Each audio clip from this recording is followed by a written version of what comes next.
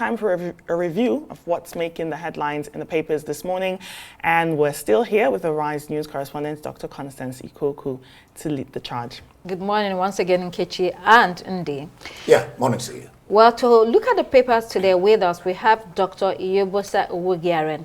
He's the editor, Nation's Capital of This Day newspaper and member of the Nigerian Guild of Editors. Thanks for joining us. Hello there and welcome to the program. We'll begin with This Day newspaper. In This Day, exchange rate, inflation, energy prices, others in focus as MPC reconvenes today.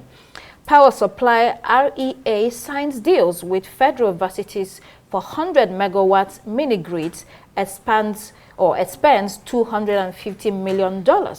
And then APC's Apparatchik overwhelms Obaseki, returns Okpebholo as Edo governor. I think this is probably the biggest story today in all the papers, the Edo elections. The political machine of the All Progressives Congress overwhelmed Godwin Obaseki of Edo State and returned Monday Okpebholo as the new governor, according to this story. That's a very good description of what transpired last weekend in Edo State. It seems Godwin Obaseki and not Okpebholo was actually on the ballot in this election. Do you think this was the case, Dr. Okpebholo? Absolutely, I agree with you. Of course, yesterday, when the APC candidate was declared winner, there was a misfeeling. While the APC members were celebrating, the PDP were protesting. But the lead story of this day today, captures what happened in Edo State. It's the way the APC, ran their campaign. It was as if Obaseki was on the ballot paper, and because Obaseki fought so many battles with so many political forces in Edo State, and there was that, common saying that they had a common enemy to fight. And unfortunately, Okpebholo, a very refined person, inherited the baggage of Governor Obaseki. Apart from the APC who celebrated yesterday, you also know that the palace, I'm talking of the Benin Palace, also celebrated the fall of Okpebholo, by extensions Obaseki. Of course, you are aware the battle that the Governor Obaseki fought with the Benin Palace for a very long time. And that did not go down well with many people in Edo State. Oredo used to be the local government that is controlled by PDP. But yesterday, the PDP lost that local government, perhaps because of some political forces who work against Obaseki, by extensions Okpebholo, and the Benin Palace. Of course, in Edo State, the Oba of Benin is like an ancestor. Once you go against him, you go against the entire Benin people. And that's exactly what happened. And unfortunately, Okpebholo was a victim of Obaseki's arrogant posturings, of so many battles with the political forces within the APC, and within the against the APC, and within some powerful forces within the PDP, led by Dan Obi, the fashionable leaders of the PDP in Edo State. So at the end of the day, the result is what you saw yesterday, apart from the fact that the APC members, as a political party, was determined to recover that state from the PDP. So the headline of this day today is a summary of what happened in Edo State. Ndi, when you look at the APC now, this is probably a pointer to what will happen in 2027, do you think? Yeah, even from what the president has said. The president said that this is a show of public support for APC's policy. I doubt that many Nigerians will agree with that statement any whichever way. And by the way, it said that politics is local. So local politics has nothing to do with the federal reforms and policies. Quite against what is happening in American politics, where Kamala Harris tells Trump that you're running against me, not against Biden. But this time around, it was against Obaseki instead of against Okpebholo, because of the many fights that Obaseki had to fight the palace, the judges that were not sworn in, 23 lawmakers that were not sworn in, Right. the constitution, and what have you. Well, a lot to pack in Edo State. Let's look at Punch newspaper. In Punch, 1 year after, Tinubu yet to appoint ambassadors for 109 embassies. We also have why Wabara was denied job slot, FCC, then fresh tariff hike looms as monthly power subsidy hits 181 billion naira, PDP crisis, Atiku backs anti-Damagun NWC members. Let's look at the embassy issue. This diplomatic vacuum, it is being reported, has raised concerns about Nigeria's standing in the global arena. What do you think, Dr. Yubosa?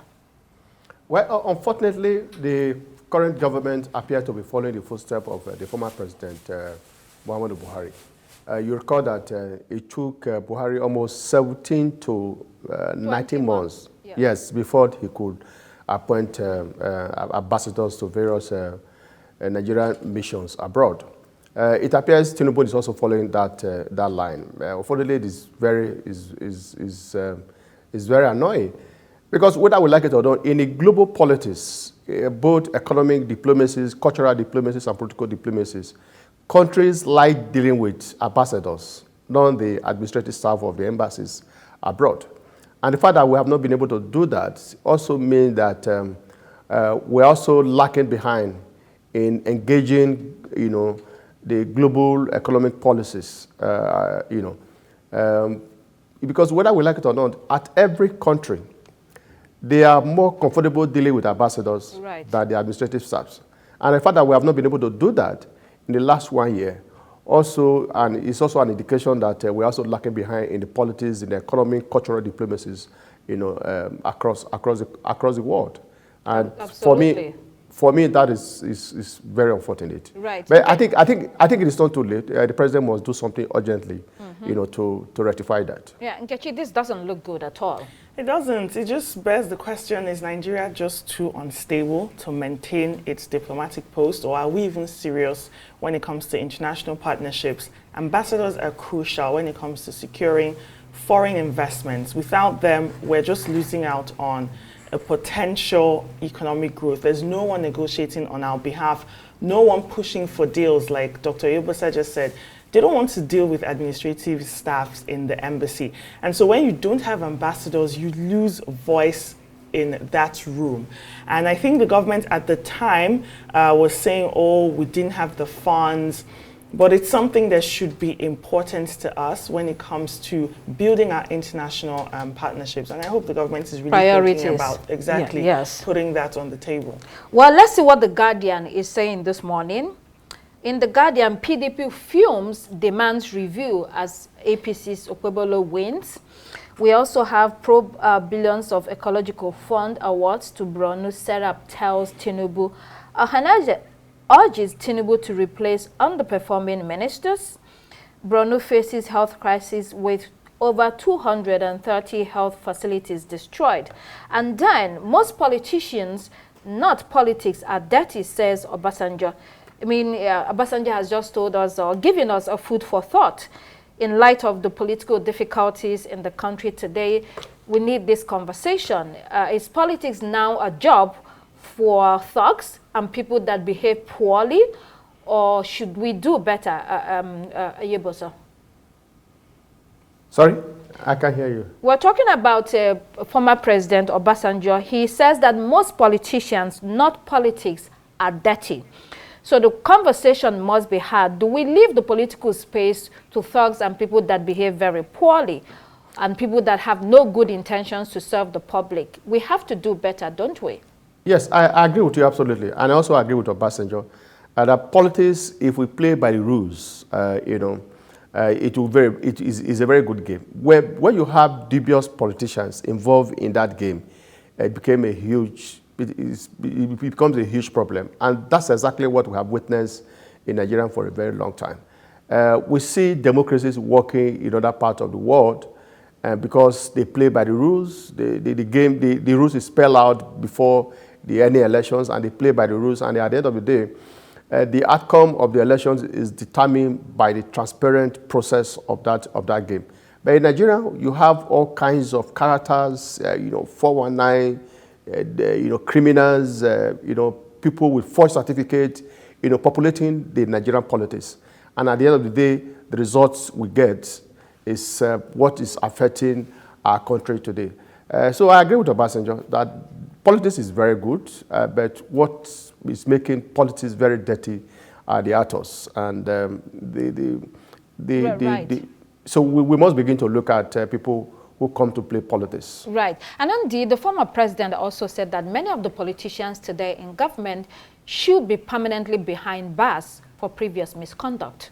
The letter-writing former president couldn't have encapsulated it better. He talked about moral rectitude. He talked about accountability, particularly at the local, in fact, across board. Yes. Which is or should be the compass to measure leadership. Leadership is not just about getting there. You have to think about service for the people. But what and politics is not dirty. He is correct. It is the players who try to circumvent, no matter how you want to put the rules, just circumvent it. Nobody seems to care any longer. I mean, politicians, about what he's talking about. Like he said that, I don't know. Most of the people, I don't know whether to use most. Some people. Some. Yeah, some of the people that you see there, and you can't fault that, should be behind bars. Well, he used the word thieves. That's quoting Obasanjo, not me.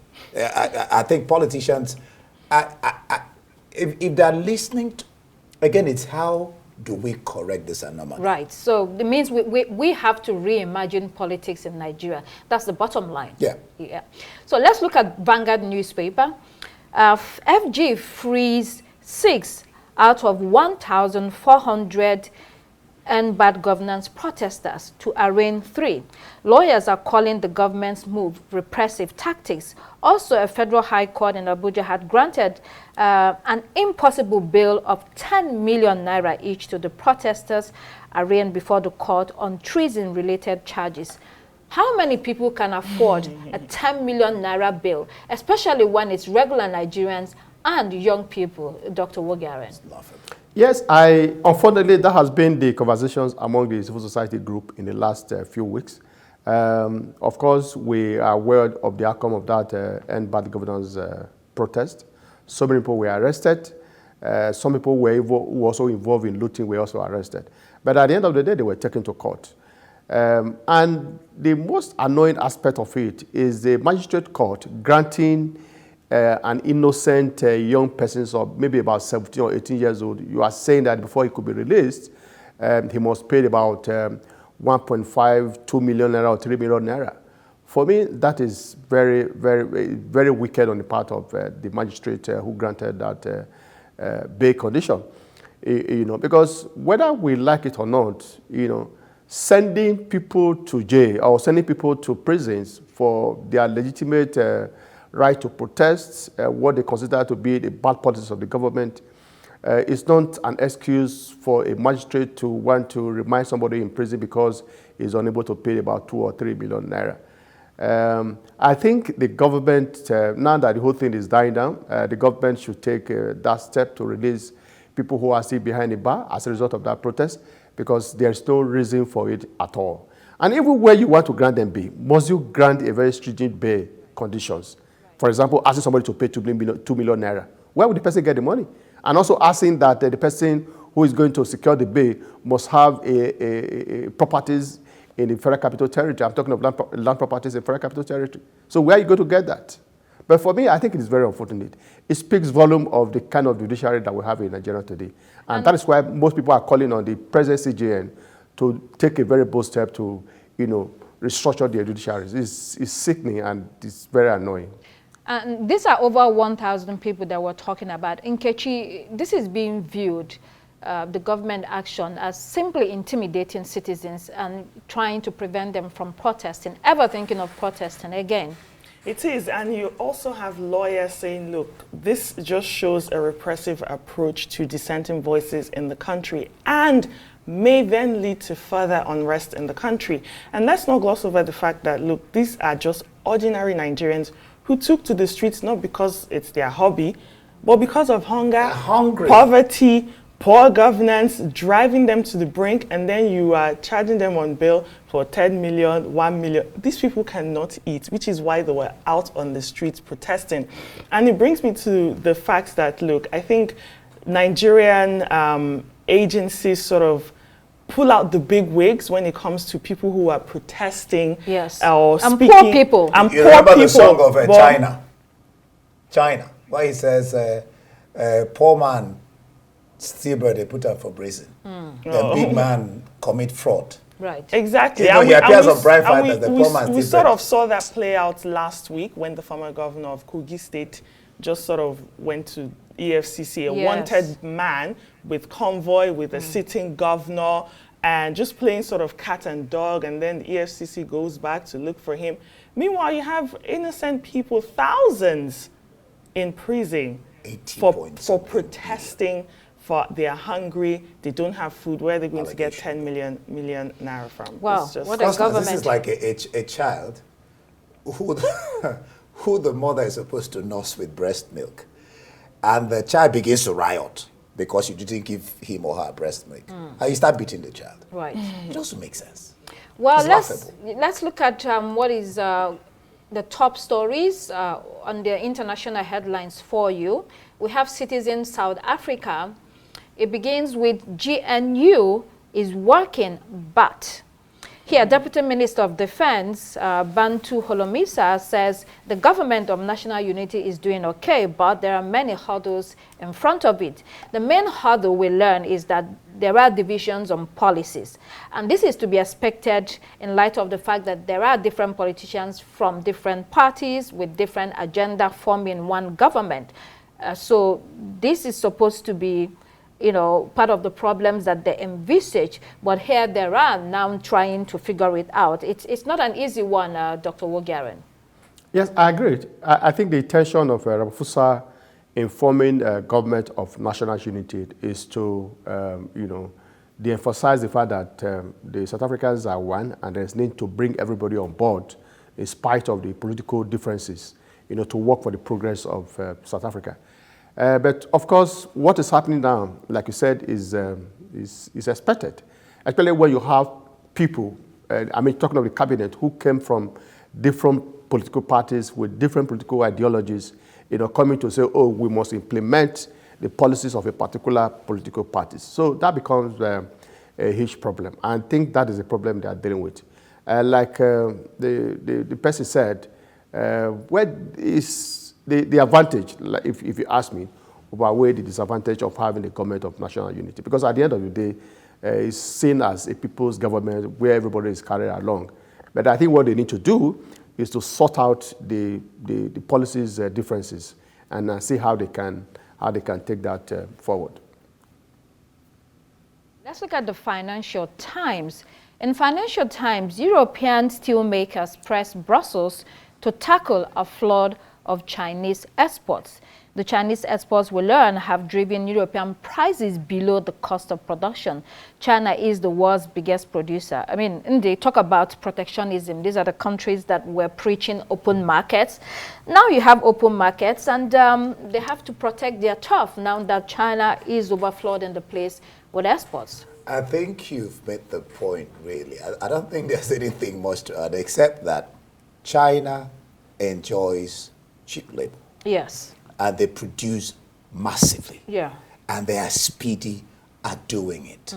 Well, if they're crying, I don't know how the Europe is going to handle this issue, because even those who are buying the products, for crying out too loud, they prefer it. They of just want cheap course, products. I do not want to, not just cheap. They may be calling it cheap.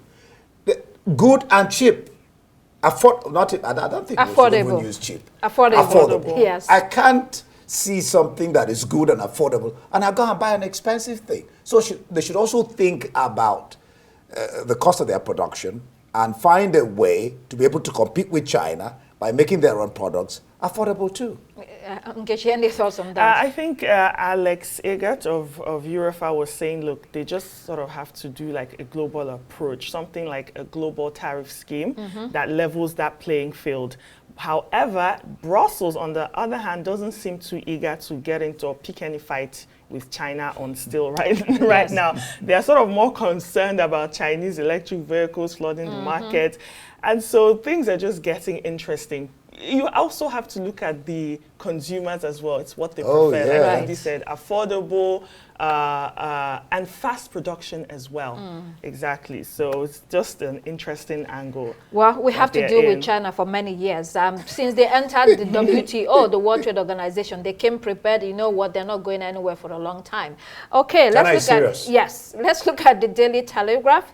Reeves, UK must accept hard times or risk ruin. This comes as unions prepare to vote against winter fuel cut. I mean, Rachel Reeves, the Chancellor of the Exchequer, is saying to Britons, you cannot eat your cake and have it. We need these belt-tightening measures, and there's nothing we can do about it. Dr. Wogaren, quickly, we have less than 2 minutes to go. But I think the UK also appear to be having their own share of the global economic challenges.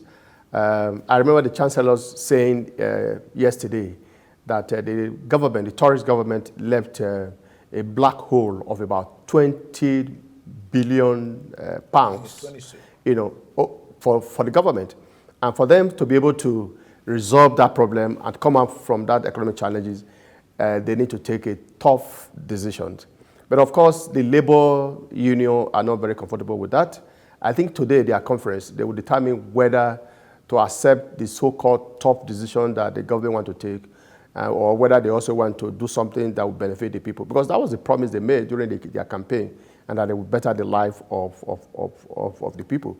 I'm sure they should be aware, they were aware of the debt that the government left behind before they made those promises.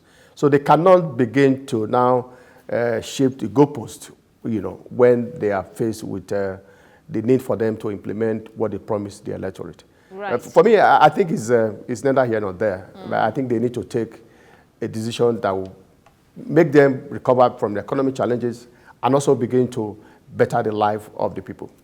Well, there is a delicate balance between bettering the lives of the people and plugging the budget deficit. That's where they are. I think now. you just mentioned it. What I want to say, balancing. Yes. Making hard decisions, the people, you have to strike a balance. Thank you so much, Yobosa, and of course, Constance, for being on the program this morning. It's been Daybreak. Thank you for watching. I am Ndi Amugo. The morning show is next. Thanks for watching. Goodbye, I'm Kichi Nana.